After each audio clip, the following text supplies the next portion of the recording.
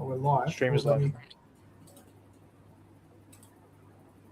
Welcome back to the Fast Siren podcast, guys. We're finally back, unable to do our classic intro, but we're back. We're ready to talk some footy. Faraz, mate, how are you doing today?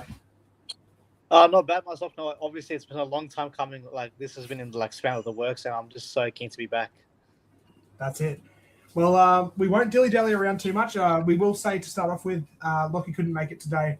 He's going through some surgery pretty soon. He went through some surgery and just recovery at the moment. So he'll be back eventually. But for now, Faraz and I are going to go through our ladder predictions, and I can't wait. I reckon we're going to get a bit of chatter, especially when we get up to those top 8 teams. But it looks like we'll agree on the first one. Faraz, mate, start us off with your wooden spooners.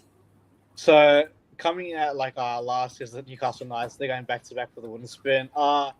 Look, I'm just really concerned about Newcastle. Obviously, they've signed Sandon Smith this year to add depth in the halves. Dylan Brown's there.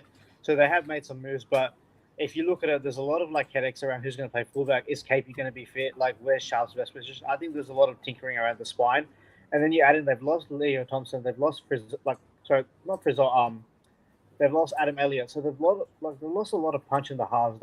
And you're asking Dylan Brown to replicate what he did at Parrot at a different, completely forward pack. So who's going to lay the platform for already struggling spine? So look, man, I really wanted to put them a bit higher, but I just don't see any points in them, man. I really don't. That's very fair. I will back you up straight away and say that my wooden spooners, purely by process of elimination, Newcastle Knights. It's not so much that they don't have the talent. They have the talent on the park. I just think there's going to be a lot to go with. I mean, Dylan Brown playing halfback, that seems to be the way they're going, or it's going to be Sandon Smith. There's just a lot of question marks over who's going to be leading the team around. It's something I'm not comfortable with that. If I'm a Newcastle fan, I'm not comfortable with that at all. They've lost an alpha forward in Leo Thompson. I reckon they really needed him this year if they were going to avoid back-to-back wooden spoons.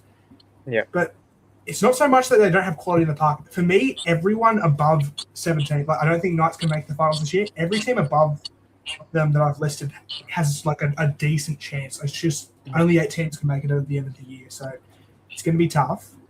Yeah. Anything else to add on the Knights, or we reckon we move on to 16? Oh, well, it's crazy. They do actually have good talent on paper. Which is the case in NRL. You need to have talent, but you look at their centers. They've got 2 Origin centers in Bradman Best and Daniel, Origin fullback in KP. They've got good names there, but I just don't think they're going to gel as a team. I'm worried for Sandon Smith or Dylan Brown, who's going to be the 7th. It could be a Milford situation at the Broncos.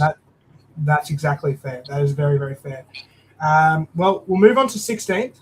Faraz, you've got a team. I didn't expect to see this low on your ladder, but we'll pass it over to you to have a bit of a talk about it. Who's your team in 16th? Mate, I've got the St. George Illawarra Dragons. And honestly, man, we were discussing this, before we went on live. There's so many teams that we've discussed that we could have put higher or lower. But the Dragons, man, it's a weird one for me. They're always tipped, weirdly enough to, finish in the bottom 4 or, get the Wooden and they never really win the Wooden But I just think, I look at their team. Damien Cook's getting a year older. Gutherson doesn't really add, that same firepower as he usually does. I just don't see a lot of X factor in that team. Obviously, the halves is a big dilemma. Carl Flanagan, I'm not sure how he's still getting game time. Atkinson's a really good signing, but how much games is he really going to play? They've got some strike in the centers, but they don't really have any X factor for me to challenge these teams. You look at it last year, they were actually a much more improved team, and they lost the most amount of games by lesser points. So they were actually closer to the 8, but where they finished 15th. So I think another year of their players getting older. I just don't see any mongrel in their team. I really don't. It's a boring structured team. They could finish high, maybe 14, 15, but compared to the rest of the teams, I don't see them improving. And honestly, I don't see why they need Damien Cook in there. Little can play 80 minutes for me. That is very, very fair. I think, with the Dragons, I mean, I'll touch on it more when we get to the live position I have for them. But yeah, what you were saying about the hookers, they've got Little, who's an 80-minute hooker. He's an absolute freak. And they've got Damien Cook there, who realistically you could say he's an 80-minute hooker as well. So there's a few headaches. I don't know why they come out and said Atkinson will get the 7 jersey. I feel like, and I've heard other content creators touch on this, if you're going to have a halves pairing of Atkinson and Flano, you should go with Flano at your 7 and Atkinson at your 6. It doesn't matter how good Flano is a 7. I still rate him. I don't think he's not a premiership winning halfback, but he's probably the best halfback they have at the club for this year to actually wear. So you reckon he was a better choice than Ilias like last season?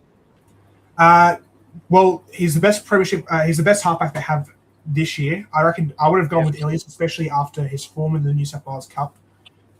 Especially middle of the year, they ended up winning the minor premiership, the Dragons. Yeah, but he's obviously at the Titans now. Yeah, so I mean that's a good get for the Titans. We'll touch on it, but yeah, I don't know. There's a few headaches out of the Dragons. They're a team where if they can put it together, they have quite a bit of talent. Same like what we were saying for the Knights, but I just don't know if they can this season. Yeah. Well, for me, 16th, this is going to come as the first major shock of the live stream. I think nobody would expect this. Disclaimer, like, ladies and gentlemen, like, I don't even know what Noah's ladder is. So. Oh, yes. So like, I know Faraz's ladder only I've because we've got it up on the side. I know Faraz's ladder. My one I've done a bit last second, so there may be some changes before the season starts, but I'm pretty confident that this team finishes bottom 4.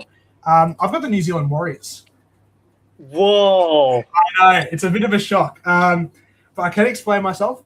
The end of the season last season, not very well. Just to interrupt you, Noah. Yeah. So is that 15, right? Because I think you've got 16 Warriors. So that's 15, right? No, it's 16. Second last. Damn. No, I know. It's I know it's a bit of a toughie. Like, I think they have the talent to finish top 8. We saw it last year. They nearly, like last season, they nearly finished top 4. But I don't know. I don't think there's something about the Warriors this season that's just telling me, especially with the way they ended last season. There's so many teams who are just getting better this year. Yeah. And it's not so much. I feel like New Zealand Warriors rely on one man, and that man is Luke Metcalf. And he has been very injury prone. I know he's. What was that? Sorry. He's still injured to round 8, so they won't have him for the first. Oh, is he? Yeah, so they won't have him for the first 2 months. That furthers my point. Maybe I should drag him down to wooden spoon. I'm kidding. But no. No, he obviously their season hinges on the shoulders of Luke Metcalf. As most teams, their season hinges on their halfback, but that's fair. But he's a very injury-prone player. He has been ever since he was with the Sharks.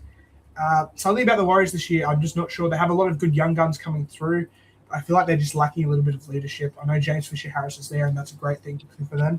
They could come out and prove me wrong. Like, I'm even questioning myself a little bit right now. But something about them this season, I don't think they'll get to finals. Yeah. I'm just in shock. I mean, like, I don't think the Warriors are world beaters by any means, but a forward pack that has, like, Aaron Clark, that was Dalian 30 of the year, James Fisher-Harris, like, they've added, like, Wade Egan in there. Like, I know Metcalf's still out, but back to the side, like, damn, second last, just avoiding the Knights. Wow, I didn't see that coming. Yep, it's a first shock of the stream. Everyone, let us know in the comments actually what your ladder prediction is as well. We'll read some comments at the end. We have 2 viewers currently. Thank you everyone who's joining in. Faraz, move us on to 15th. I'm sure there's plenty of people who won't like this one. There's a certain bloke that's gonna watch this and hate me, but yeah, in 15th I've got the West Tigers, man. Like, I really, really wanted to put them higher. For the people in the chat that don't know, like me and Noel, we've got a soft spot for the Tigers. We've got one of our best mates that goes for them, so really want to see them do well. But I just think there's a lot of, like, club issues in the club right now. Like, they sacked their CEO Shane Richardson midway last year. Like there's a lot of, like, issues going off. It's not even about the roster mainly. It's more like what's going on off the field. Like, do the players have, like, the same, like, mindset as the coach? Like, are they on the same board? Like, Benji's walking a fine line. Like, I still think he's the best option they've got, but, like, there's just a lot of cultural issues right there. Like, is Luai on the same page? Do they know what they're doing with their halves? Is Dewey going to start there? Like, is Buller going to be leaving? There's a lot of questions to be asked about the Tigers. Like, their roster is better, you know, and they did show signs of improvement, but, like, teams are getting better around them, you know, like, their attack is still flat. I just think there's a lot of, like pressure on Luai. I know they did a good job letting, like, Galvin go, but are they still recovering from that, like, trauma of that incident midway? I just, like, yeah, man, it's a lot of cultural issues. Like, I think we both agree their roster is definitely better in, like, previous years, but I just see the teams around them better than them. Very, very fair. The Tigers, they do have some off-field issues, but when do they not? Every season it's the same thing over and over. As Lockie's joined the stream, mate, it's good to see you in the chat. I'm sure he wishes he could be here today, Lockie. He's The rearing to OG. get back, but he'll be back soon enough, everyone, and you won't have to worry about the lack of jokes on the stream because Lockie will bring all the firepower. The energy on this podcast is going to be next level when he's back. That's exactly right. I won't touch on Tigers too much yet, but I do agree with quite a bit of what you were saying. I've got him a little higher, but I won't spoil it yet. 15th for me, it may be another shock. I don't think so, especially with the way they performed in the preseason. I guess you could say, they weren't playing their full-strength team for a lot of it. I've got Manly Warringah Seagulls. This season, I don't know. I feel like Gerbo's getting a bit older. The fact he wasn't handed captaincy really tells me there's something wrong. I've heard that he's one head knock away from retirement, which is that's. This is Jake, right? Yeah, this is Jakey. Yeah. Yeah. And then obviously Turbo, who's now the captain, he's injury prone as anything, and I hate to say it, but we know it's all true. It has been for ages. Their forward pack is so light this year. I mean, the get of Kobe Hetherington from Broncos was really, really nice. I like that. Ethan Bullingmore's a good player. Yeah, still kills me. Yeah, that still does kill me. But other than stealing Broncos' best up-and-coming forwards, they've got nothing left. It's all just all some older players who honestly are a little bit past it, and I don't like to say that, but yeah, I don't know. Manly's forward pack, I would have thought they would have hit the open market this off-season. Is Paseka still there in their top 30? I think he is, Paseka, yeah. But I feel like they've had some injuries, and all it takes is one. I don't think they have any proper out-and-out front rowers. Like Kobe Hetherington's a good player, but he'll be taking the 13 jersey now, which means they'll be moving Jake Trbojevic to the front row. I just don't think he's mobile enough to play to keep up with the current game. The leadership team there is pretty decent at the moment, but with what's happening at the moment, losing DCE, I know last year there was a lot of head noise. Fogarty's probably a better halfback at the moment than DCE is. You could argue that. But I don't know. I don't think it'll click for them this year. They've got some good young up-and-comers coming through. A couple of years' time, I reckon they'll be back in the 8 conversations. But for me, Manly, not it for the moment. 14th for us. Who do you have there? Yeah, I've got the Gold Coast Titans. This is an interesting team. Obviously, they've sacked Des Hasler. They've made a lot of... Suck on that one, BKR. Sorry. Oh, no. Continue. Mate. But, they're an interesting one, mate. I mean, I don't know if you've seen the trials, mate, but, their form, in the trials has been crazy. Obviously, they smacked the Dolphins, who had, a lot of their main players in. They beat the Storm 48-12. You can't take too much of trials, but the Gold Coast Titans, they've got a lot of attack in them, man. They can score some freakish tries. They've got, young talent over the top, but I'm still concerned, man. They've got a lot of questions to answer. Who's their fullback? They're tossing up between Jaden Campbell. They're tossing up between Brimson. They're tossing up between Keanu Kinney. Do they put Brimson in the halves? Do they put in the centers? There's a lot of... It's a good squad, but there's a lot of, headache, and it's not really a balanced squad. So that's why I've got them 14. They've got too much attack to not finish, higher than 15, but they can't defend, obviously, and, Josh Hannah's his first year. They'll show signs of improvement, but they're still a long way away from the 8. That's it. No, that's fair enough. I will definitely touch on them a lot more when I get to my spot for them. It may shock you a little, but we'll continue on. My spot, my team in 14th, I won't touch on it too much. We've already touched on them. St. George, just a few headaches around their halves at the moment. Their forward pack is very young and very good, which is why I have them a little bit higher. But, they're just a team where I don't know what to expect from St. George this season. As far as halves go, they don't have a lot of halves depth. They've got Lycan King Tongia, who is a 5'8", in my opinion. They might try and play him back if they move Atkinson to 5'8", if things aren't working with Flano. I don't like the fact that Flano is the 6 and Atkinson's the 7. I reckon it should be the other way around.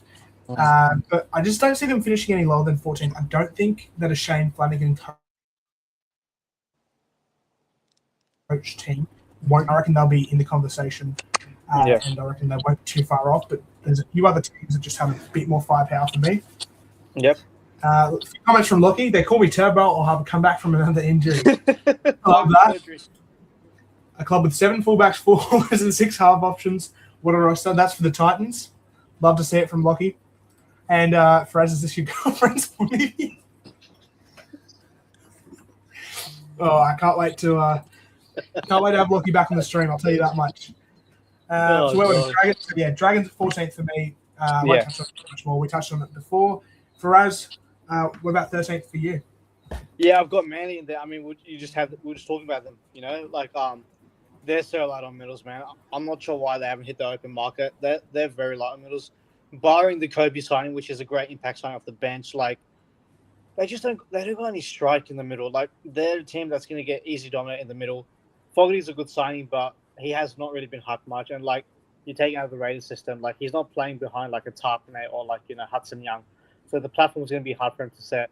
I will say though, Manly got a lot of promise inside the outside backs. Like Kula, probably one of the more upcoming like best centers in the game now. He had a breakout season, man, didn't he? And like we hate to say it, but Tommy Turbo, on his day, he's one of the best players in the game, but he is too injury prone, man. There's a lot of question marks around their team.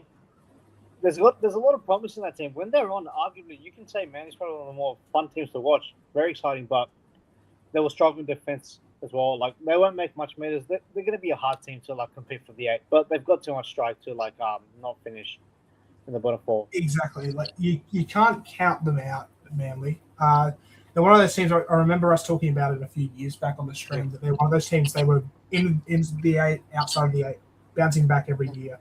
So they're a team that's definitely going to compete. I will say though, like I'm not sure how much he will like add to the season, considering he hasn't made his debut yet. But watch out for Joey Walsh this year.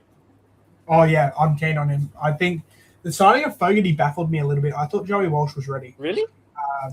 I think it's a perfect signing because if you debut Joey Walsh at 7, you're putting him under a lot of pressure for a 19-year-old to like see the team around. At least you've got Joey Walsh at 6, yeah. You got Fogarty, so I know Brooks is there, but with like Lachlan Croker leaving, you could arguably put Brooks at 9 because he's got that running game essentially. He does. I'm not sure. I'm not too sold on Brooks at 9. Me neither, but like they've let like Lachlan Croker go, I think, from retirement, and also Tavanga. He played hooker for them last year. He's not there anymore as well. So true. I don't think it's a bad idea, honestly. Not out of the question. That's true. And another reason that Kobe Hetherington's been such a good get for you Manly Seagulls fans, he actually came through the grades as a hooker. So he did, didn't he? Yeah. If you have Lachlan Croker, who's obviously very injury prone, if he's not staying there, then you could have Kobe Hetherington there to patch up a hole. I still think he's a better lock, but he's no stranger to the hooking position. My team that I have at 13th is the North Queensland Cowboys. I don't think there'll be too much argument here. They have too much attacking upside and not enough defensive upside. Sure, you could argue that some games their attacking upside outweighs the cons, which is a defense, but mate, you can't win premierships without defense, and that's been the saying for so long now.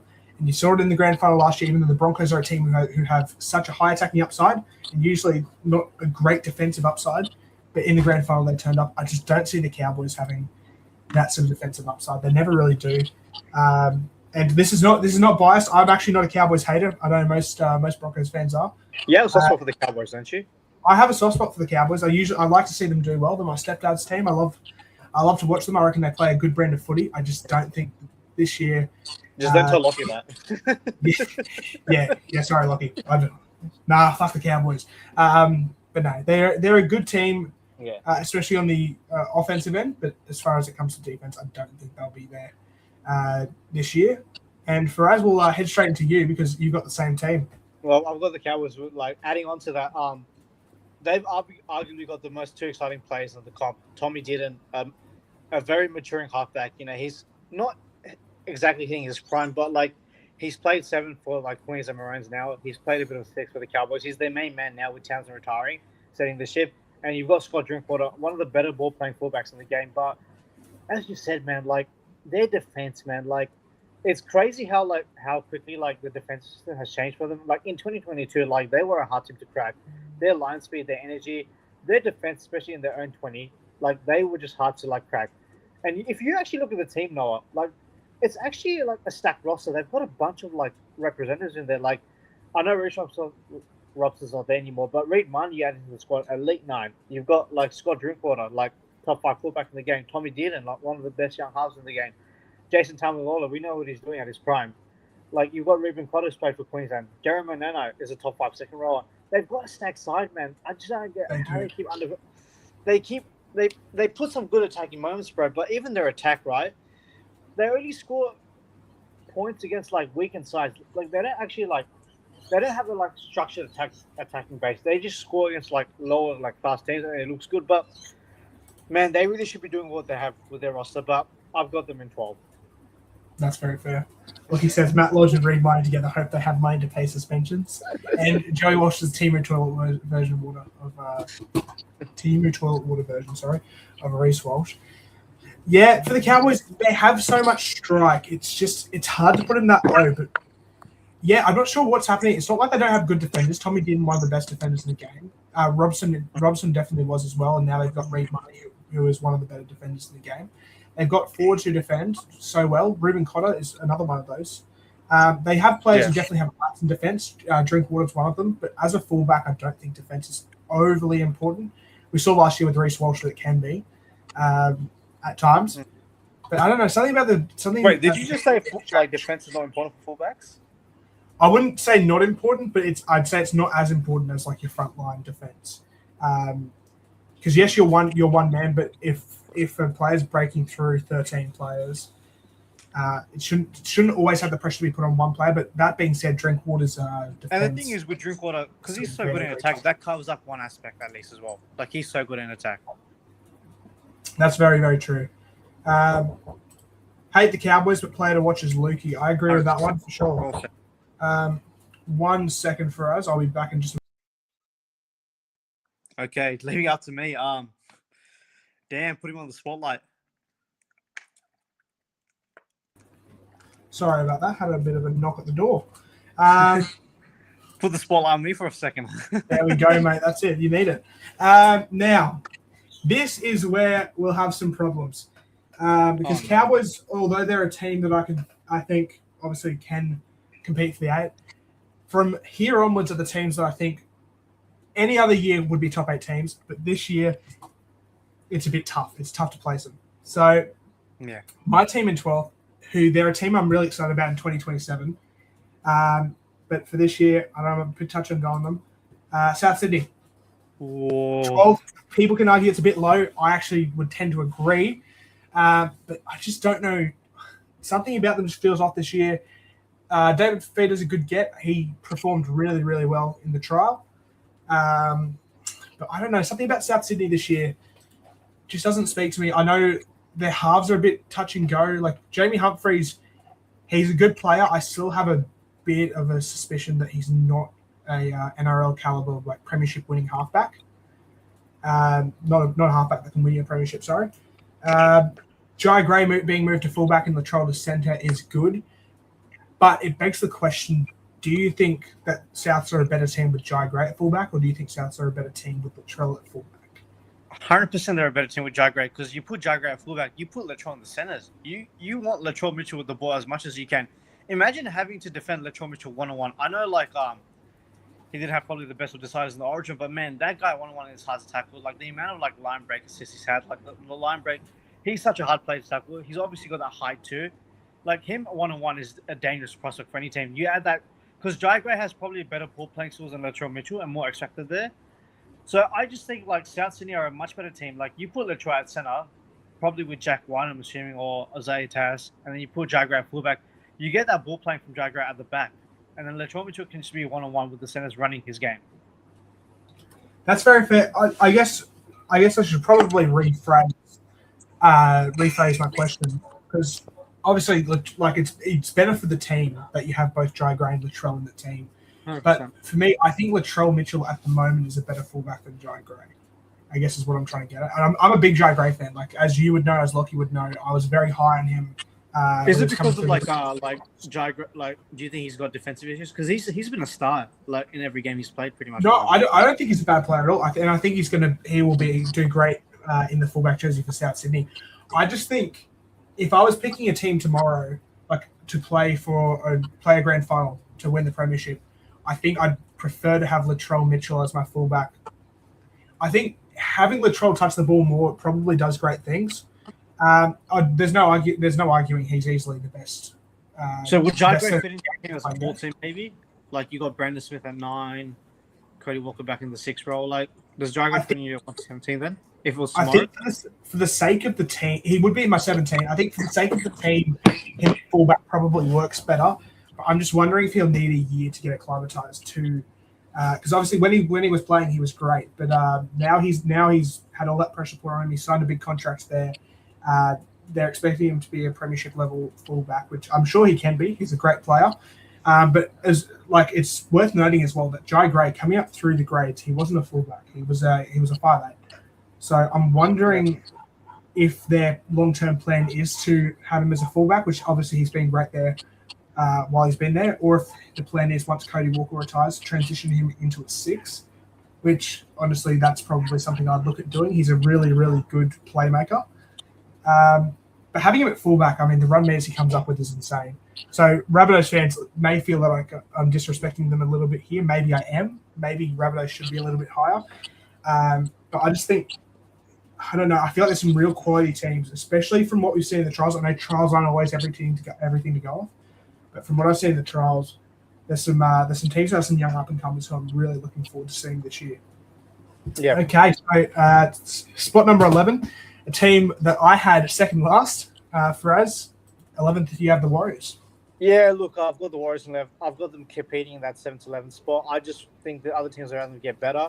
But it's worth noting they still were competitive in most of the games without Barnett and Metcalf. But I just think this is a different year. Like, I know they had no halfback to play with at the end of the year, but we saw how they're struggling against the bottom tier sides. They lost to the Dragons nearly.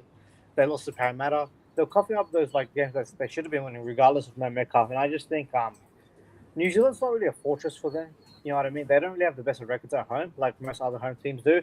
I don't think people fear the Warriors. They're a gritty side. They've got a good forward pack, but I just think the teams around them have got better defensive systems, and I just think this could be a year of going back to the pack for the Warriors. They've got a bright future there with a lot of their kick up talent, but I think this year they got on a bit of a slide, but they'll be competitive. But they won't have the experience to win the big games for me. And it's worth noting for the Warriors, I think it was maybe their New South Wales Cup team. It may have not been. It was their first year I forgot, it may have been one of the lower grades. It was their first year in the competition and they won the comp in one of the lower grades. So the Warriors have some great young up-and-comers, and I think they'll be, I reckon in a couple of years' time, they'll be competing for the 8, even the top 4. But the reason I had them so low at 16th, I just feel like there's so many teams getting better this year, and I feel like the Warriors are maybe just going sideways. Obviously, they've got some players like Leka Halassim is incredible to watch. Like every time I watch that young guy play, he's elite. But I don't know, just something this year. Every team is getting better this year, and there's some most teams, 90% of teams are getting better, and there's some teams just going sideways, and some teams slipping a little bit, which we'll get into with the top 8 soon. My team at 11th. This one may come as a shock to some people, especially because I was shit talking them just before. I have the Gold Coast Titans. Pretty high up for my standards. I love what I'm seeing with the young guns. I love the fact that Cooper Bai has come through and really owned the Titans jersey every time he's gotten the chance to. He was incredible in trials. He was incredible for PNG. Yeah, there's not really too much negatives for the Titans this year. I reckon as much as I feel like maybe Ilias at 7 and Jaden Campbell at 6 would work better, I'm happy that they've come out and established that Jaden Campbell is going to be their long-term 7 going forward. I think it's smart to establish that and not have too many question marks over the other positions. I'm still not too sure about Brimson at 6. I feel like he's a fullback or nothing. And if he is a fullback or nothing, I reckon he's the 3rd best fullback at the club, behind Keanu Kinnick and Jaden Campbell. So whether he wants to stay and play in the centres or stay and play in the 6 jersey, for now that might be the case, but I feel like Brimson's just really treading water for the time being. He's a really talented player, obviously, but I feel like when you have that much talent, they have, like Lockie was saying before, they have so many young fullbacks there. Like Jalen Jagroot has been forced out to the wing because of how good Keanu Kinnick is. Jaden Campbell pretty much got forced into the 7 jersey because of how good Keanu Kinnick is, and he's been killing at the 7 jersey. I love what I'm seeing from the Titans, honestly, and this year I reckon they will compete for the 8, and I reckon there's a good chance that they'll be there for a chunk of the year. But I just think they have a few teams with a bit more talent ahead of them. Obviously, for as you touched on them before, there are some question marks. Yeah, they're definitely there's a few question marks in their team and the balance of the roster. Obviously, Keanu Kinnick, he's probably my main fullback role, but like they've shifted Brimson to centers and the halves a lot. So yeah, it's a lot of condescending orders for the Titans in that regard. So they're interesting to watch though. When they're on though in attack. That's for sure. Now, getting into the team that you have in 10th, make sure you stay classy, dickhead, because it's CJ Moxley's team. You've got the South Sydney Rabbitohs.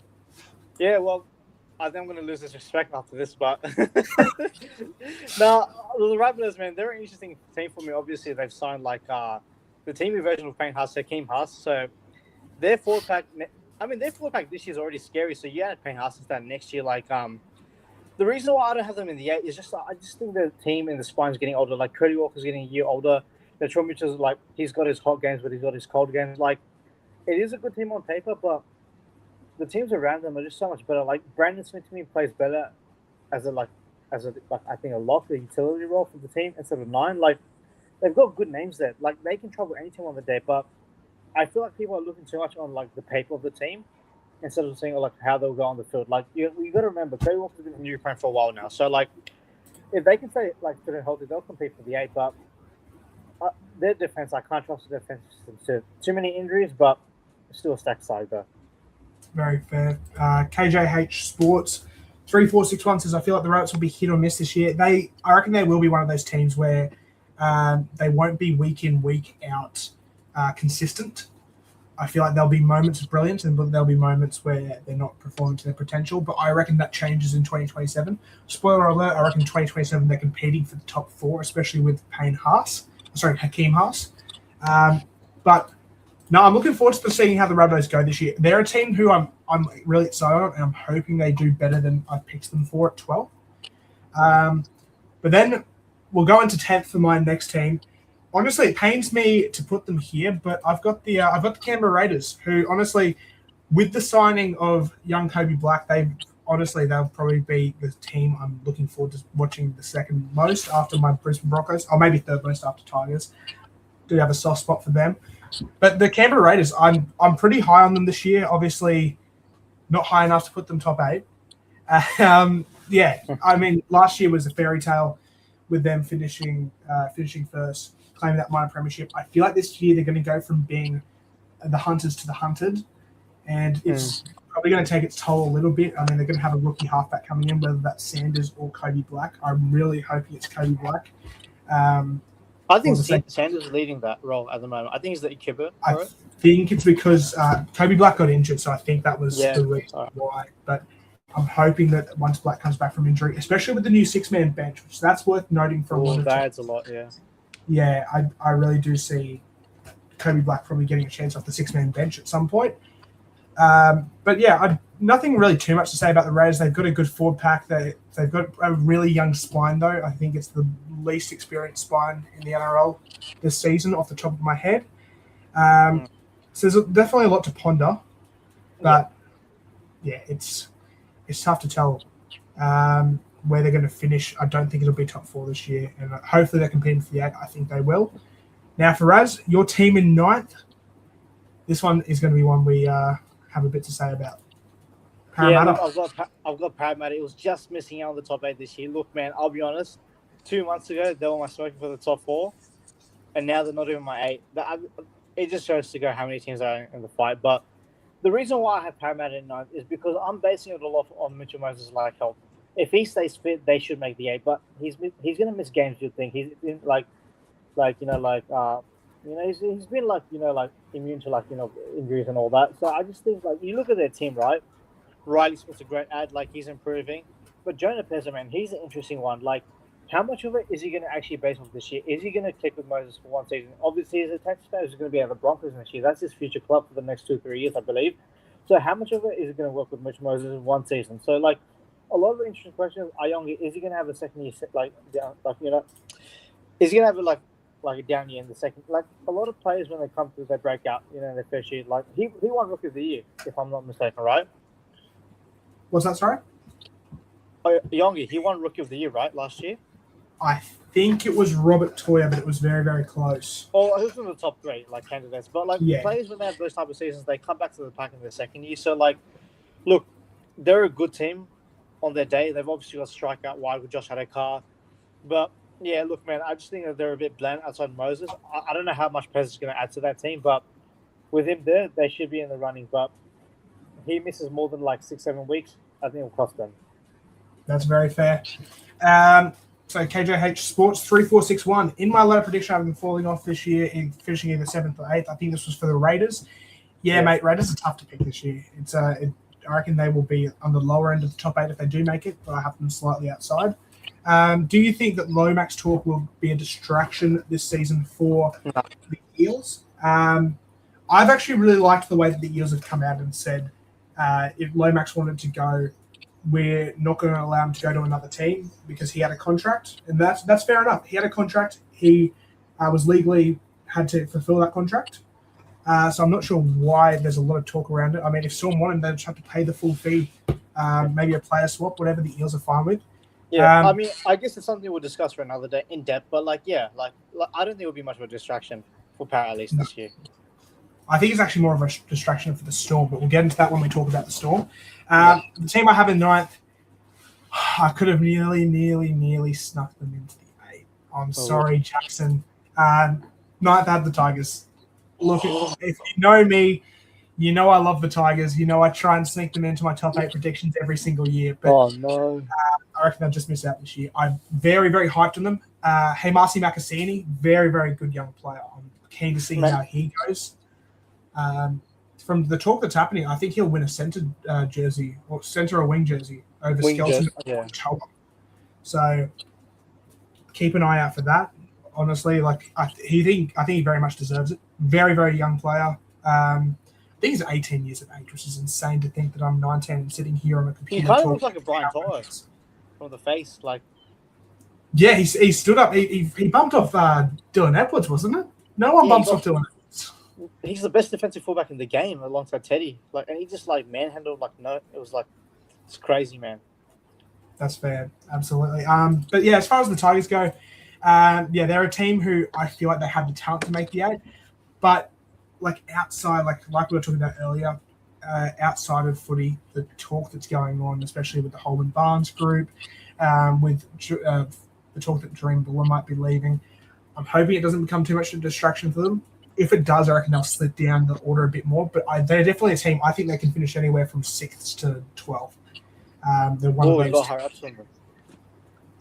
Yeah, they're one of those teams. I feel like they can finish higher. It just depends how they go this season. Lockie says if Moses stays fit, Eels make finals. I think it is as simple as that. If Moses stays fit, I reckon they'll be playing finals. Sorry. So just a question about the Tigers for you, mate. So Luai will be at the 7, obviously. Do you put Dewey in the centers, or do you put him in the R's alongside Luai? Well, Luai's going to 6, apparently, is what I've heard from the preseason. He owned up and said his head was probably a bit too big, and he thought that him in the 7 jersey would work. It didn't. From what I'm hearing, it's going to be Adam Dewey at 7, Luai at 6, Latu Fainu at 14. Which honestly, I like that. Latu Fainu probably going to come on and play a little bit of a roaming lock role. I'm liking what I'm seeing from the Tigers, especially like KJH Sports says. In the trials, they were very, very promising. Nearly won the preseason challenge. They looked very good, especially against the Panthers in that second trial before Cleary decided to try and take Heimasi Makasini's head off. Great to see he'll be missing weeks for that one. We don't know. Just to quickly touch on that, he is fighting the judiciary court tonight. Why is he going to go to the judiciary and fight it? Yeah, he's got. If he gets no weeks for that, that's insane. So if he passes, he'll get no games off. But if he fails, he'll miss 3 games instead of 2. Fair enough. That's an interesting thing. We'll see what happens later on. Love to see it. Okay. Well, now we get into the fun part of the stream. It's the top 8, and this is where we're going to have a few, not so much arguments, a few spirited debates. Let's call it that.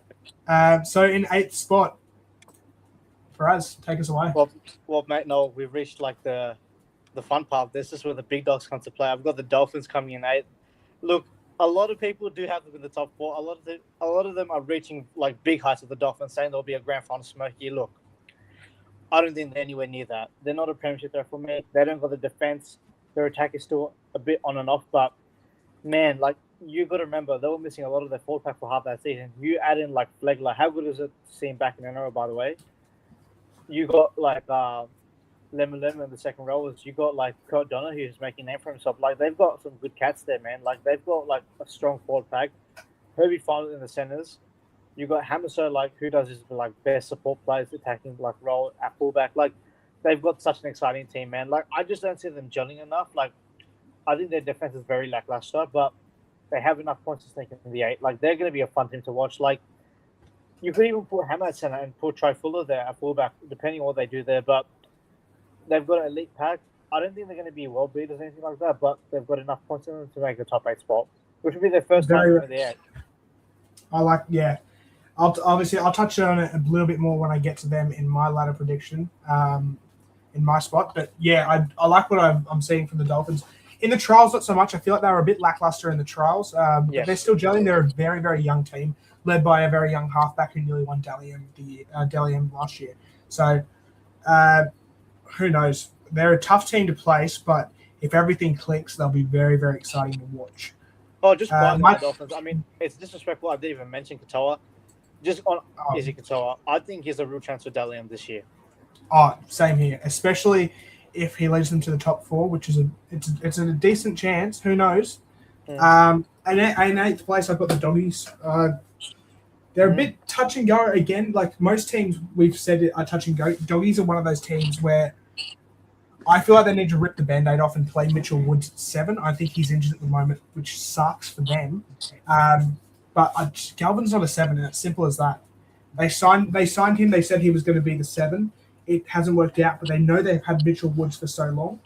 I don't know. I just think the sooner the better that they rip the Band-Aid off. I think they need to put Galvin in at 6. They need to have Mitchell Woods at 7, or Sean O'Sullivan if they want to go that way while Mitchell Woods is injured, and then move Burton to the centre, Sherry to the wing, which sadly means one of Montoya.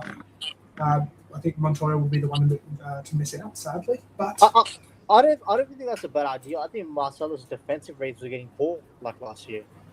So, oh my goodness, we've had breaking news from.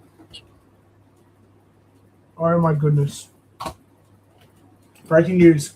Nathan Cleary is free to play round 1 after taking Marcy Makasini's head off. What the fuck? What are we doing here? Wow. Nathan Cleary has been successful in his bid to have the high tackle charge downgraded from a grade 2 charge to a grade 1. The Panthers halfback will now have to pay an $1,800 fine and is free to play in the side's opener against Brisbane on March 6th.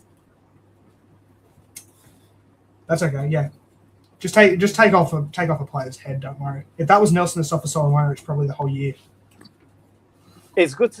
Well, at least we now know like who like the golden boy in the NRL is. You know, we've got a few of them. I'm not going to mention the other ones because I think you know what I'm talking about. But yeah, I mean, look, we'll discuss it later in depth on a future episode. But that's disappointing. That is disappointing from the judiciary.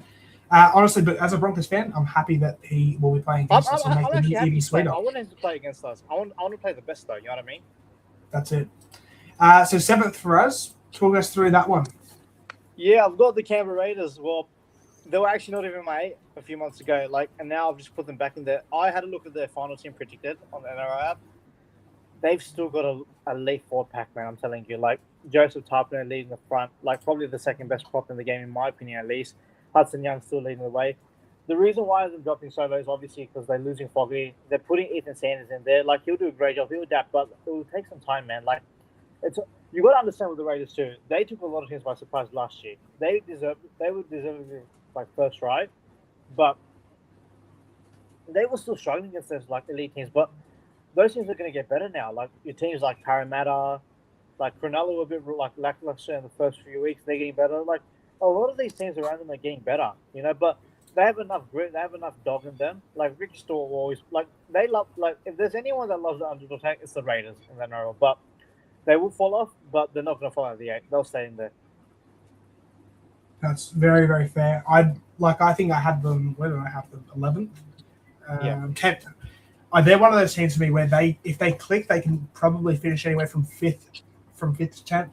I just have them on the lower end, just off gut feeling, which goes into my team who is in 7th. Faraz might be a bit shocked on this. I'll give him a B minus. The Cronulla supplement in 7th place. I don't know, something about the Sharks this year. I know, like, 2 prelims in a row, credit to them the last 2 seasons. They're another one of the teams where what I was talking about earlier. I feel like there's a lot of teams improving, and they're just one that is going sideways, especially with Ronaldo Mulitalo out and Cam McInnes out. They're both out for like half the year, I think it is. So it's going to be tough for them, especially because Ronaldo Mulitalo, he's like obviously the heart and soul of the team. He brings all the energy, so it's going to be tough for them to really stay in touch with top 4. I just don't think. And we say this every year about the Sharks. They beat up on the easy to beat teams. They have trouble against the strong teams. They're just a team that's there. And I haven't seen enough from the Sharks to say that they're going to be competing for a premiership this year. I haven't seen enough from them to say that they're going to be competing for top 4 this year. I feel like a lot of teams are getting better, and they're just slightly sliding down the pecking order. Faraz, you agree with that to an extent? Yeah, great to hear. Thanks, mate. Oh, it looks like we have lost Faraz for the time being. Well, in that case, we'll respond to some comments. If anyone has some comments for the moment. Hines has been the most disappointing signing for that club. Trindle shows him up every week. I wouldn't say most disappointing. So, like, he was very, very good in the first couple of years he was there. But, yeah, the last few years he has not been – we expected a top-tier halfback seasons from him the last few years, especially up that Dally M season where, I mean, honestly, I'm not too sure if he was too deserving of Dally M, but he was still a great player. I'm not too set on the idea of Trindle and Hines as a halves pairing. I'd say Trindle is more of a 7 than Hines is. And I guess in that case, you'd say Hines is probably more of a 6. But yeah, I don't know. It's a bit of a touch and go one. Like, yeah, no, that's fair. He was very good at fullback for Melbourne. And I guess, yeah, he has it a bit. I'd say, yeah, he has had a bit of a fall off. Like that first season or second season, he was at Sharks where he won the Dally M. That was a really good year. And since then, there has been a little bit of a drop off. I think, especially his second season, there was quite horrible. And this last season that he was here, it's been okay, but it hasn't been great. But I mean, I guess that's footy. He's just not, to me, not a top tier halfback in the comp. Yeah, I love that take from Lockie. Brayley to be New South Wales hooker. I love what I see from Brayley week in and week out. He's one of those players that just doesn't get injured, always there in your team. Like, he's probably the backbone of Cronulla. I'd say easily their best player in the spine. Yeah, I agree with that as well. Trindle definitely more of a halfback than Hines for me. But at the same time, I wouldn't really say I want to play Hines at 6. So it's sort of a catch-22 situation where I feel like to get the best out of your team, you probably need one of them not there. And for money-wise and skill-wise, I'd say you'd probably rather have Trindle at 7 and get another 6 than have Hines be the 7 running the team for so long. As we've had Faraz just joined back, mate. Lost you for a minute, but you're back. Sorry, mate. Yeah, a bit of issue with the phone, like the temperature, like the phone getting a bit burnt. So, like, yeah, just paused midway. Sorry about that. No problem. We'll try and get through these ones a bit more quick, but we spoke about the Sharks. Let's go to your 6th place spot, the Doggies. Yeah, the Canberra and Bulldogs, look, they're a very interesting team, man. Like, they were coming first for the majority of that season, right? And for some reason, they decided to flick the switch, and there was no need. Like, Toby Sexton and Reid Martin, you got disrespected, in my opinion. Like, why would you change a formula that's working for you and putting you in first? And then Sherrod comes out and says, like, oh, we weren't really contending this year. Then why were you putting that effort in the first half of the season coming first? It just makes no sense. They've added Leo Thompson to the forward pack, which they needed to do because they've had a light pack. But I just don't see the points in them, man. Like you said, like you touched on, like, I don't think Galvin's a 7. But yes, he's got a preseason to work with, which like puts him in his favour to start there. But like Matty Burton as well, like he's not really got like any variety in his kicking game. He got better towards the back end of last year, but like you said, man, they've got no structure really for attack. Their defense will keep them in the 8 and keep them against good teams, but they don't have the points to win a comp. I think you can agree on that. Yeah, I agree with that. like touch and go is once again the worst use of them. I just don't know what I'm gonna see out of Kangaroo Bankstown Bulldogs this season. Yep. They haven't got a real halfback. They've got a 5'8" who's treading water playing halfback for the time being. They haven't got the greatest spine in the comp. I mean, I know they've got Bailey Hayward, who's going to be new to the 9 jersey. They've got Connor Tracy. I'm still not too sold on him as an NRL caliber week in fullback. They've got Lachlan Galvin playing halfback, which he's a premier 5'8", but he's not a halfback. And they've got Matt Burton, who honestly he's a bit hot and cold. Like he's a good 5'8", but he's very hot and cold week in, week out. And half the time he doesn't even put up one of his signature bombs, which is one of his best attributes of his game. I'm just not too sure what's going on with the Dogs. I like their forward pack this year. I like their outside backs. Their back five's pretty decent, especially because they have Stephen Crichton, Jacob Kiraz, Bronson Sherry, and if they move back Matt Burton there, that's like a really, really good back five with Connor Tracy at fullback. But yeah, I don't know. Something has to change there. I feel like they need a premier fullback to really start contending. Connor Tracy is a great defensive fullback, but as we've seen, you need more than like defense is a key part of the game for sure. But like you need like ball playing fullbacks in this day and age to win a comp. Very fair.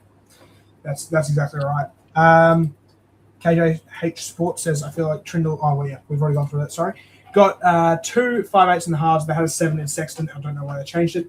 Same here. Everything was going perfectly fine. They were first place, and they decided, no, let us go out and get the best young 5'8" in the game. Fair enough, but let's play. It's hilarious. The excuse was all like Serrano was basically saying, "Oh, like this, you weren't really planning on contending." Then why would you play it 100% in the early rounds of the season? Why were they first place if they weren't planning on contending? The wins did just fall into their lap. Yeah. Well, 100%. Which team? How often do you see teams go 6-0 to start the year? You don't. You don't very often, unless it's the Melbourne Storm, Penrith Panthers. That's when you see them go 6-0. Or the Broncos this year. Or the Broncos. That's exactly right. Heading into my team in the 6th spot, another one that's probably going to shock everyone a little bit. I mean, Fraz and I have them pretty close, so probably not too shocking. I've got the Melbourne Storm. I sense a drop-off this year. Pappenhausen leaving. Munster and Hughes get a year older. I mean, I think they're getting to that age. I think they're both around 32 years of age, which is getting up there. Harry Grant gets a year better, which is good for them. But their forward pack this year, very, very, very, very big, a very, very big forward pack, which you don't see very much anymore with the speed of the game. They've lost some key players. They've lost Pappenhausen. Elliot Katoa's out for the whole season. He's a huge loss. He's a very, very huge loss. The Lomax talk that's going on at the moment, which for me, I don't know. It's just I feel like it's a little bit of a distraction. Maybe they don't want it to be a distraction. You know what's ironic about all of this about Lomax? Yeah. Xavier Coates gets injured for 2-3 months. Yeah, he did, didn't he? It really does open a spot for Lomax to come to that side. Exactly. Well, that might help them in getting Lomax to the club. Can you imagine the set? Like, honestly, I'm not a big Lomax guy, but if they can get Lomax and have him play left side center and have it be Lomax and Xavier Coates, you just put a fucking kick up every set. Put a kick up to the left side, and one of them's going to get it. The ball's just coming in their hands. Like, geez, it's a deadly combo, isn't it? Well, we might as well go to your 5th, which is Storm as well. Well, we're pretty much just talking about it. I'll finish off from there. I think the Storm, you can never rule out the Storm. I wouldn't be surprised if they still got to a prelim. Hughes and Munster will carry that team a lot, but if you look at the key losses there, obviously Pappy's gone, Falungu's coming to the fullback role. Nelson's a loss. I don't know how much of a big loss it is because he was costing them more. Like, he was probably more of a liability, but they're making all these changes, and it's probably the right changes too, but like, you're going to put a lot of pressure on, like, obviously the likes of, like, Josh King and Stefano to, like, carry that up. Hopefully Stefano's still not stuck up, but they've got a great team on paper, so the Storm, you can never count them out. They'll always, like punch above their weight, and, like, I don't think they're dropping off that much, but, like, you got to also understand, mate, they've lost 2 grand finals in a row. That's it. Yeah, like, that's fair. They're very hungover from that success, of losing both grand finals. And, condolences to Eli Katoa. He's a huge loss, man. Their halves will do enough, but they'll just miss on the top 4. Very, very fair. Eli Katoa is a bigger loss than Ryan Papp. I agree, actually. Ryan Papp, he just hasn't been at his best since the injuries, which is sad to see. Eli Katoa was on, if he had managed to pull that grand final off, like some would still say Walsh was Clive Churchill, but he was definitely the Storm's best. Oh yeah. I think- Well, he was the best player in a Melbourne jersey, that's for sure. Mate, he's- he threw. Bro, I don't know, like really. We don't want to speak too much of the grand final, but like that pass to Warbrick as a second row, that cutout ball, you shouldn't be doing that as a second rower, man. no. It's insane the skill he has, and hopefully he's doing well. I haven't heard too much about it. Last I heard he was tracking well, but he's Yeah. still not going to play this year. So He's missing. He's missing out on 2026 fully. very, very fair, and I appreciate that's good from the Storm to not rush him back and Yeah. give him a full season recovery. Do you see the first round winning streak ending for the Storm? It's tough. It's tough. Every single time I say it will, it doesn't. I can't bet against them. I mean, I've Parramatta. I remember we were sitting here doing round one predictions of 2024, and I'm like, I don't care about their round record. Panthers are going to put 40 on them, and Storm won. Yeah. So I don't know how they do it. But if there's one team, surprisingly, if there's one team that can sort of end it, it's the Eels. These type of records are made for the Eels to break it, to be honest. Yeah, that's fair. Xavier Coates injured. Yep. Yeah. It's going to be a big loss for them. Outside of Munster Hughes, great. The squad honestly isn't that great. And I agree. Every year, I feel like the Melbourne Storm squad just gets that little bit worse, and yet they still contend. But yeah, Like they should really be falling down to like 6th, 7th. They're still making top 4. yeah, they should. Oh, God. 27th, they lose Medium Wisher. They lost President Garlick. Yeah, there's a lot of players that they're losing at the moment. So just before, like, we just lost three viewers of me doing 6-7. I'm so sorry, guys. I'm so but sorry. like just before we quickly move on, like the big question for the Storm is: this their final chance at a trophy in a while? There'll always be a top 8 team, but is this their like last genuine push for a while? I reckon their premiership window is closing. I think it's this year and next year for them. Now, my team who's in 5th, their premiership window is always open, but it could be closing soon. Sydney Roosters. Ooh. I know outside the top 4, it sets up a top 4 where there's still some teams who haven't come. I'm not sure if you've been tracking, but there's some teams you won't expect here in the top 4. Man, honestly, there's been so many things to think about. I'm forgetting. So I'm yeah, really no, that's surprised.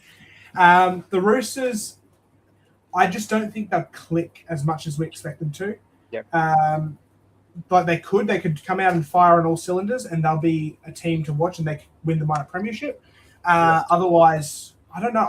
I'm not too sure how a DC and Sam Walker halves pairing is going to work. I feel like DC is more of a playmaker who calls the shots, and he's in the 6 jersey. So, if anything, I would have said Walker at 6 and DC at 7.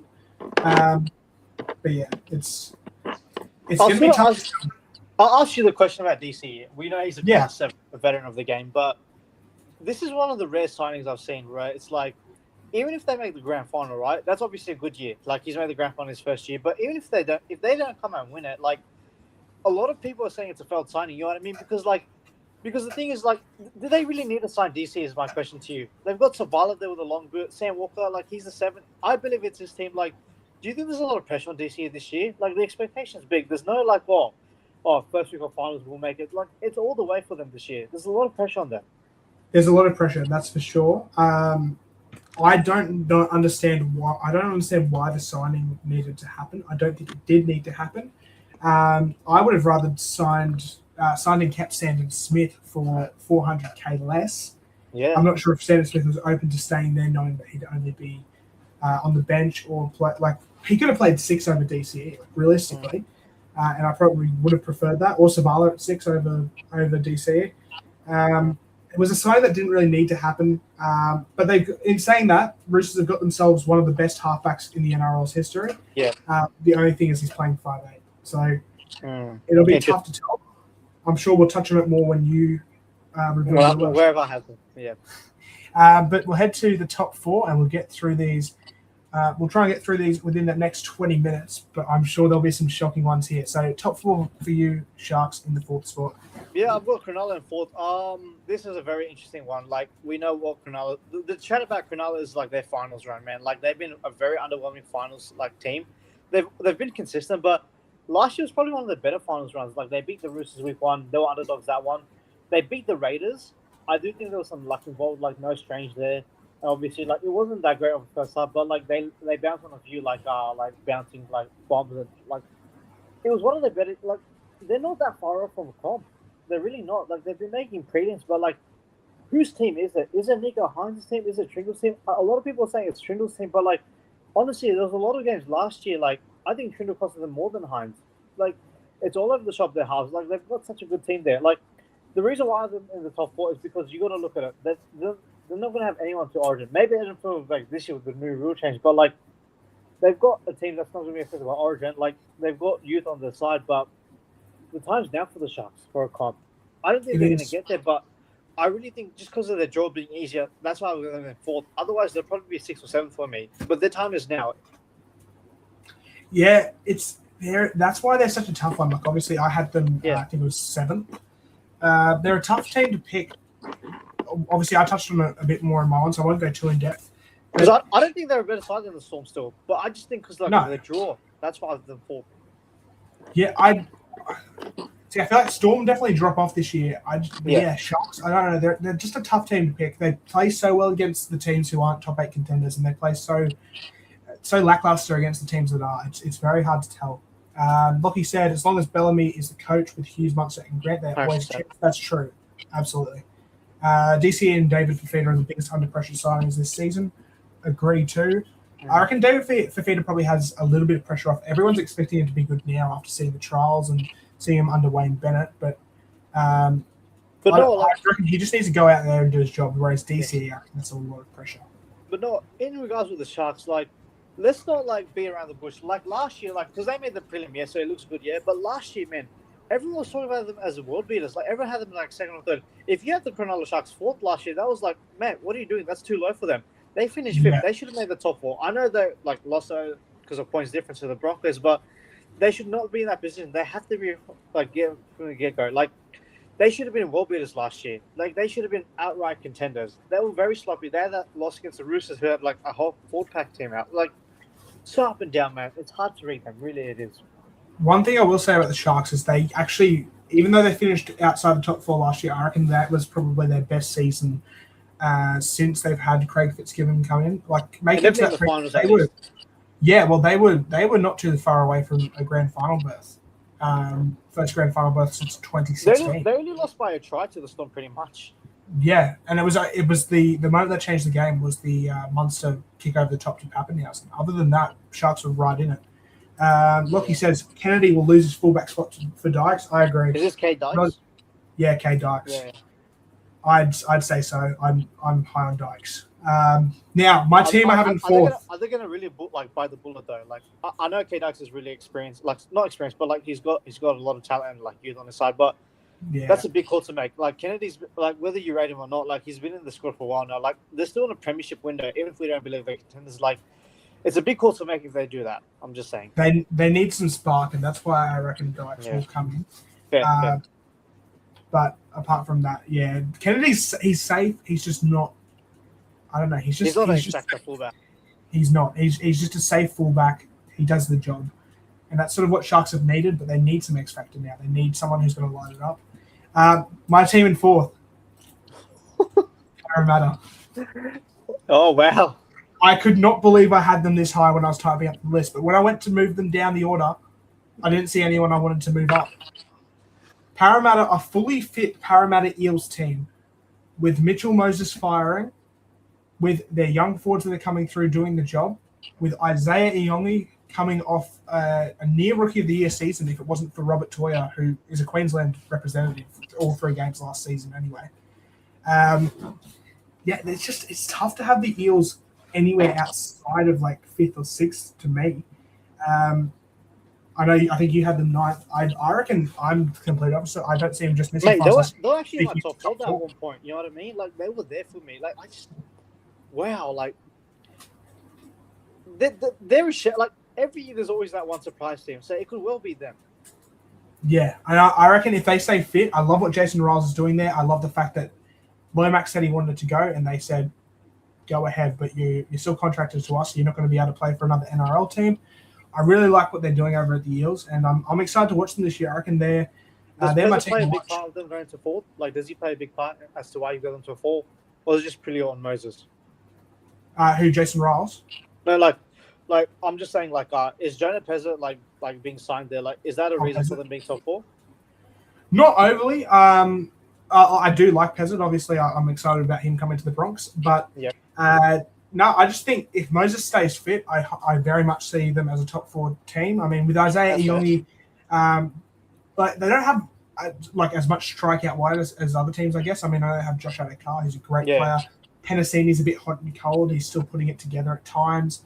But no, I'm liking what I'm seeing from them. They've got a good young forward pack. Mitchell Moses just always makes them a contender. So, I have them top 4. Lockie says he's high on the Eels this season. Only concerns the hooker position. That's fair. I really like Riley's was doing a great job there. Yeah. He'll grow into that spot, man. Sean Russell looked very good in the trials. Yeah, he signed for Perth, hasn't he? Yeah, in 2027. I'm looking forward to seeing how he goes there. You know who's someone who's going to make a big difference for this season as well in the forwards? Jack Williams. Yeah, Jack Williams was really He's really a good. huge player. Very impressive. So that's why I have them top 4. Eels, if they stay fit, top 8 for sure. Yeah, I agree. It's all on Moses, bro. It's really on Moses. It is on Moses. And we say this every year. Every year we say if Moses can string together a full fit season, Eels are top 8, and he just doesn't. But I have a feeling this year will be different. At least I'm hoping. Now let's go to third spot for us. The 4-time premiers. I've got the reigning 4-time premiers in third. No longer reigning. No longer reigning. Yeah, they're the overtaken, but man, they're gonna be coming hot for that title this year, man. I think Noah, we look at their team, you got to remember they were sitting midway last year. McLean grew so much as a footballer that season. Blaise Solanke grew into his 5-8 role. If they jump from the start, not many teams are going to go with them. And think about it, mate. I'm glad our Broncos beat them, but it took us by the skin of our teeth, a Walsh magic ball to eliminate them. They were 3 minutes away from another Panthers Storm grand final. Their system is unbelievable. Whoever comes in that jersey just does a job for them. Nathan Cleary is the best halfback in the game. I know some people say Mitchell Moses, you can debate that, but Cleary is still an elite player. Isaiah Yo's influence on that team is massive. Liam Martin is a damaging second rower. The amount of the players they lose, and they're still in this position, they should really be on a decline this year as well. But they just got players there, man. Lindsay Smith's growing into that role. Sorensen's underrated. They'll be there again, man. Whether you like them or not, really what I put our hats down. What we're missing from this team? They've just come from out of nowhere. In this past 5 or 6 years, they'll be a hard team to stop this year, man. Defensively, they're a hard team as well. It's crap. Yeah, I agree with what you're saying. I'll touch on it a bit more when I get to my spot for them. But yeah, I agree with a lot of that. I reckon they're going to be a good team to watch this year, Panthers. My team to watch in third, probably the most exciting team to watch this season. Attacking upside is brilliant. Defense might be a bit of a worry. I have the Dolphins in third. And anyone who knows me knows that as Faraz has just disappeared. I think he's going to take it. Oh no. Wait, sorry. Bye, Faraz. Oh, no, I'm just here. Keep going. But yeah, no. As far as the Dolphins are concerned, attacking upside is off the charts. Isaiah Katoa, really love what he's been doing. We saw at the back end of last season. I mean, ever since they come to the competition, they've been there and about to the 8, except for I think it was 2024. They were a bit touch and go. But I love what they were doing last season. I reckon they're going to be competing for top 4 this year. I love that they have Tom Flegler back. I love that they have Tom Gilbert back. I love the signings that they've made. Selwyn is going to add to the team. Yep. So you are riding that Dolphins bandwagon this year, of going I'm riding the Dolphins bandwagon. I'm leading the Dolphins bandwagon this year. Fins up, baby. Except for the Broncos. Dwayne Bennett. Dwayne Bennett. Anyway, no, I love what I'm seeing from the Dolphins, especially like we were saying earlier in the trials, not so much, but that's just trials. I'm pretty. Yeah, exactly. I'm pretty high on the Dolphins this year. I reckon they've got some good young ones coming through.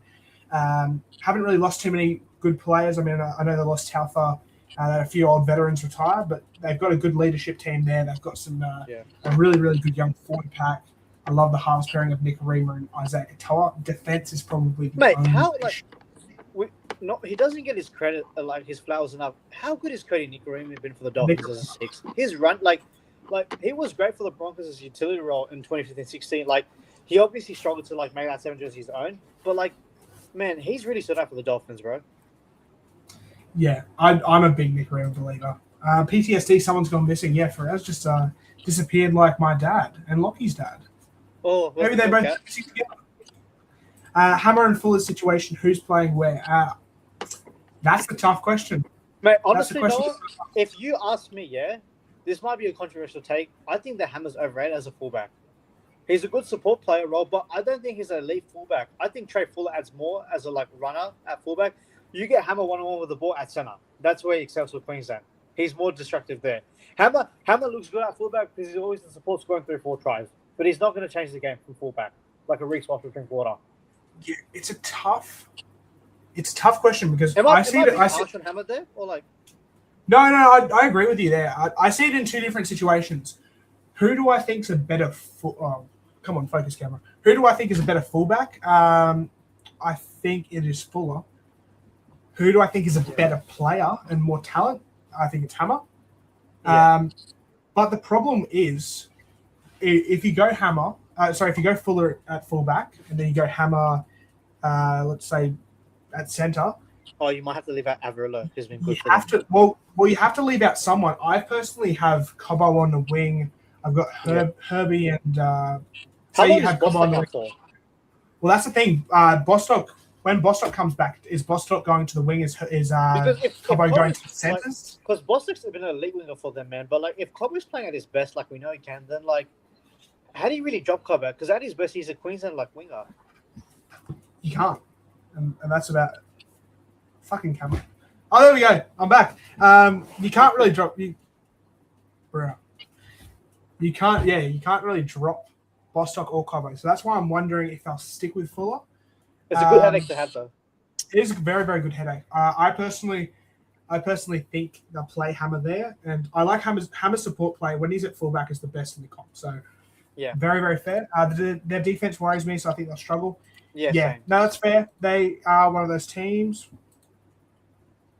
Oh, I just linked my screen. As we see that's 'cause Noah getting intense there with Lockie.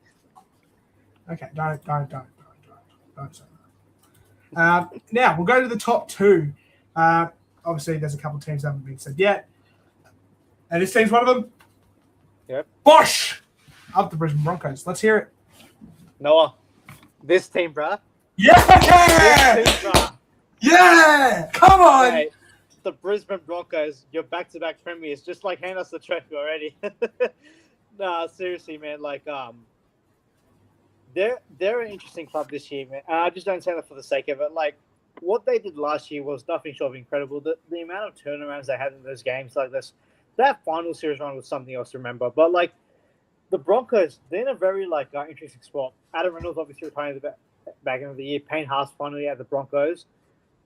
Like, they're not really under a lot of pressure because they won the comp. They've got the monkey off their back, but as Noah's just disappeared. But like, yeah, on the Broncos, in regards to that, like, they've got a lot of attacking flair. Defensively, like, they were a weird one to read because they leaked a lot of points, right? But they were very good defensively in their own end. And like, Reece Walsh, he's going to have a massive save this season. Like, not that that's surprising, but Adam Reynolds, we know, like, even though it's his final season, like, he's getting older. Ben Hunt's a year older. They're going to be succumbed to injuries. So Reece Walsh has a big task in his hand. Ezra Mann played a huge part in that grand final. So, look, not even being biased, the Broncos are going to be a hard team to stop. Now that they've got the pressure off them, like, they're going to play freestyle footy. For me, minimum, they're in prelim. I think this is probably their last shot at a premiership. Before that, they'll be a competitive team, but like probably a fringe of like 4th to like 6th like ranked side. So this year, watch out. They're going to be a huge team to beat. But yeah, interesting team for sure. A lot of talent there. In second, I had the Brisbane Broncos. Oh, I thought you were going to go first. No. My bias gets them to second. They'll be a hot and cold team, I think, this year. There'll be a few games against certain teams where they may go behind, start a bit of a comeback and not be able to get it done. But no, they're an exciting team to watch, obviously. Like, I mean, they're my team. But attacking-wise, I don't think there's any more entertaining team in the NRL. I mean, we saw it in the whole final series, the comebacks that they did. We saw it in the World Club Challenge, which we'll have to touch on in another episode because it's getting a bit late. But I'm excited to touch on that one with Faraz and Lockie. They're a top quality team, and I can't wait to see them this year. I know everyone has their doubts about whether Walsh can back up the season. I've heard quite a few people. If the World Club Challenge is anything to go by, I think he definitely can. Broncos, I mean, might be biased talking, but I can see them top two. I reckon they'll be there on grand final day, and I reckon they'll be there against the team that I have in first place. Actually, we'll go to the team that just before we move on to first place, we haven't really discussed much of the six-man bench, and I feel like this is a perfect thing to talk about. So obviously with the six-man bench, so like team list, can they name 1 to 19 then? Yes, they can. And I think they name. I wonder how it's going to work if they still have an 18th pool. It would be 20. Because I'm wondering, like, is it like 1 to 17, but you can activate 18, 19 men? It doesn't have to be all based on injuries. Like, you can still activate any time. I'm wondering how the process for that.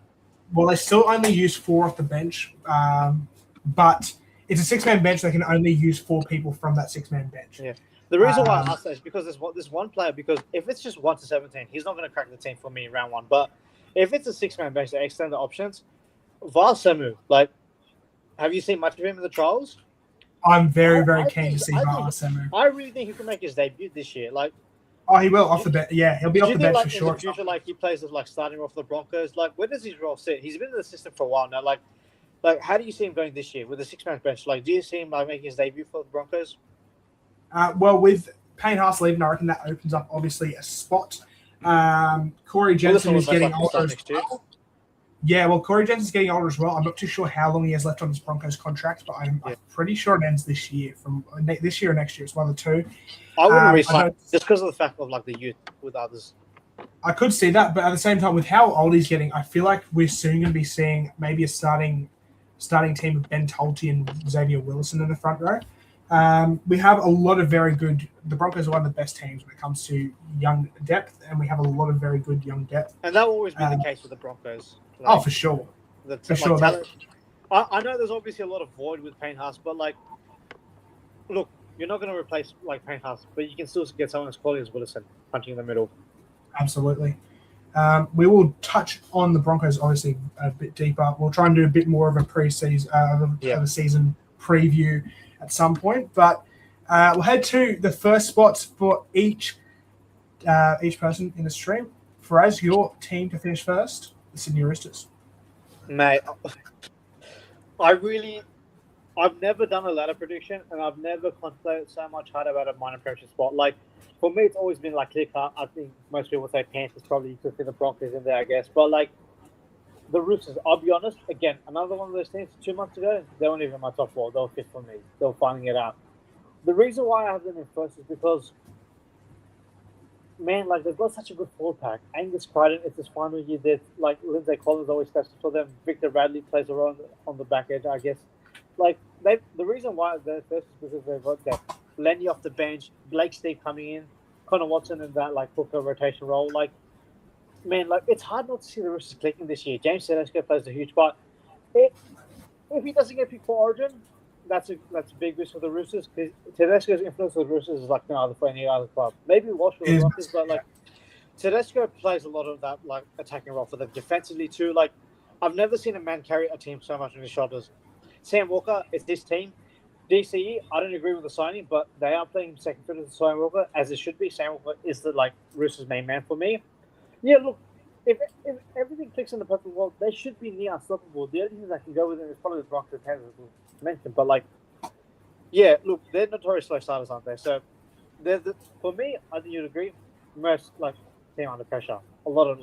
Oh yeah, the pressure on the Roosters this year is unreal, and you can argue that on paper they have one of the most talented teams in the competition. Like it's just raw talent. It depends how well they play together. Like personally, obviously, I talked about the Roosters. I had them in 5th, so I won't touch too much on them. But they're an exciting team to watch this year. They could come out and win the minor premiership. They could not click at all and finish 9th. Who knows? It's going to be tough to see. With that, like now. Like if they fail to like make the top 4 this year, even if they finish 5th or 6th, like we can't obviously predict too much of the future. We don't know what's going to happen. But like if they fail to make the top 4 or 5 or don't even come close to the comp, do we just have to start looking at the Roosters differently from next year? Like, do we just have to be like they'll be a good team, they'll always be in the 8, but do we just not give them that respect of like, oh, because of the reputation they'll be easy top 4? Do we just look at them as a fringe top 8 team then? Well, for the last 10 years, we've looked at it as Panthers, Storm, Roosters as the big 3 of the NRL. I feel like Um, it's just the Panthers and Storm. Now, I know the Broncos are on the comp, but like consistency, you know what I mean? Yeah, Like, Broncos look like they're going to. I mean, Broncos have been in 3 grand finals in the last 10 years now. Yep. Obviously, only won one. Roosters have won 2 comps. They've been in a few grand finals since then. But they're just the last few years, last 6 years or so, ever since Cooper Cronk retired, they haven't really competed, even in the times they've made finals. I think I read a stat the other day, since 2019 grand final, I think they've had 3 finals wins, which is absolutely insane for such a prestige club. and if you look at one of those wins, it was against the Titans, like that they just got away Yeah. with that. If anyone remembers that game, Patrick Cobbersfield. Patrick Herbert. But this is why what do you this is why it's such a big year, because like even though they've been stacked, right, they've got the best halfback probably in the game in DCU or top 3. This is why it's such a big year. If they don't if they can't fall short this year, when will they then? You know what I mean? No, that's fair. Well, that brings us to the last one. My first place choice. Got the Gold Coast Titans. No. I've got Penrith. Obviously, Penrith, it's the Panthers. Like, what more do you expect? What more do you want me to say? Penrith, year in, year out, they're always there. Last year, they had a bit of a hiccup early on. Yeah.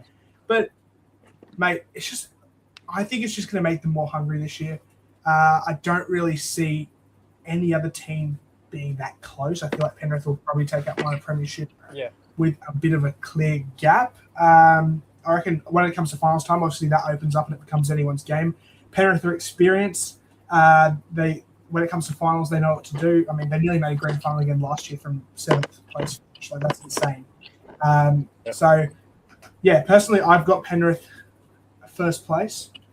I won't touch on it too much. Obviously, we touched on Penrith when you said third, but I mean, yeah, I just feel like the fire in the belly is going to be big this year for Penrith. They will be one to watch. I reckon they'll take up my premiership. And spoiler alert, I reckon they'll be there on grand final day. Same with my Brisbane Broncos.